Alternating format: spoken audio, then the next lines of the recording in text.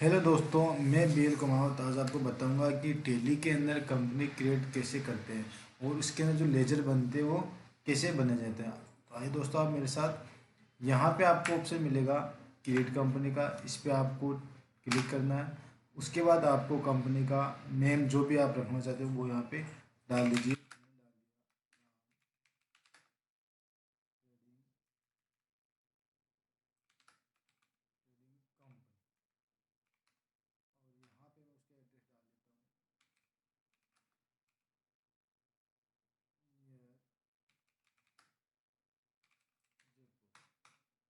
और यहाँ पे जो है स्टेट है, उसके बाद ये जो भी डिटेल है वो यहाँ पे आप डाल दीजिए।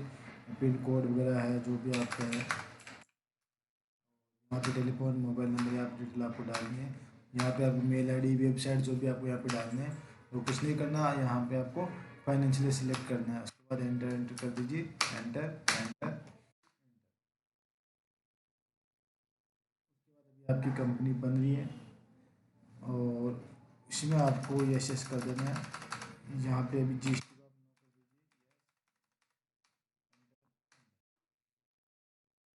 करने के बाद यहाँ पे आपको अपनी कंपनी का नाम दिख जाएगा, राम ट्रेडिंग कंपनी। अब इसके अंदर आपको जो भी वर्किंग करनी है तो उससे पहले आपको उसके लेजर है वो आपको बनाने कंपलसरी होते हैं। अगर बिना लेजर के आप इसमें वर्किंग नहीं कर सकते।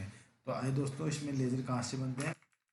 बाई डिफॉल्ट इसके अंदर दो लेजर बने होते हैं, केस का और प्रॉफिट एंड लॉस का। ये आपको बनाने की ज़रूरत नहीं होती है।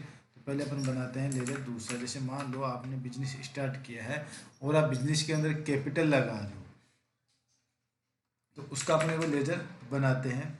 तो मैंने लेजर बनाया कैपिटल।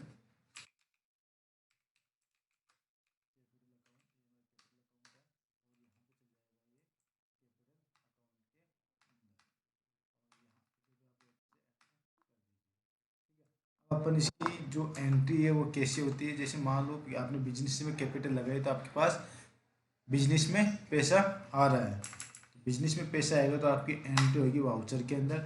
वाउचर में आपको यहाँ पे ऑप्शन मिल जाएंगे जिसमें भी आप करना चाहते हो। जैसे मेरे पास बिजनेस में भी पैसा आ रहा है तो एंट्री होगी मेरी रिसिप्ट के अंदर। तो मैं यहाँ पे अब 6 भी प्रेस कर सकता हूँ। करने के बाद ये आपके पास रिसिप्ट का डैशबोर्ड खुल जाएगा। इसमें आपको करना है। तो यहाँ पे मेरे पास कैपिटल आ रही है बिजनेस के अंदर, मैंने यहाँ पे डाल दिया 10 लाख। उसके बाद मैं बिजनेस कैपिटल लगा रहा हूँ बिजनेस में कैश के अंदर। तो मैंने यहाँ पे कैश को सिलेक्ट कर दिया। उसके बाद एंटर। यहाँ पे आप जो भी आपकी नरेशन है वो आप डाल सकते हो।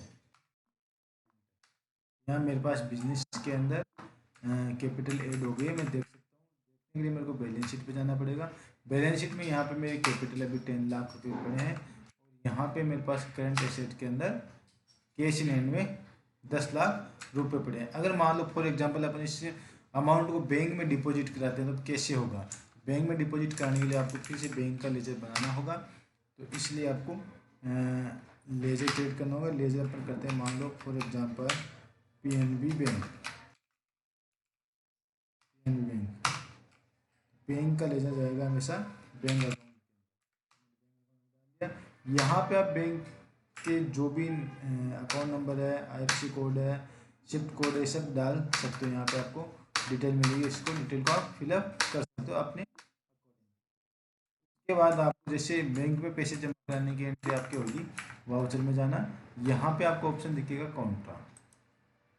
तो कॉन्ट्रा में पैसे जमा करने के लिए आपके पास पैसा बैंक में बढ़ रहा है और आपका कैश जा रहा है।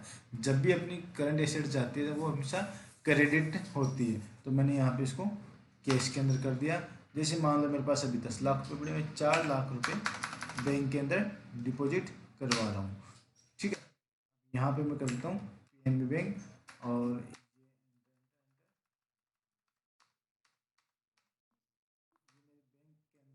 जैसे आ गए वापस बैलेंस शीट में चले जाता हूँ। मेरी कैपिटल पे तो कोई इफेक्ट नहीं पड़ा, बट मेरे पास जो कैश में थी एंट्री, यहाँ पे जो कैश में अमाउंट था वो मेरा कम हो गया और बैंक के अंदर इंक्रीज हो गया है। ऐसे आप में जो भी आपको लेजर चाहिए वो आप इसमें टैली के अंदर यहाँ से क्रिएट कर सकते हो।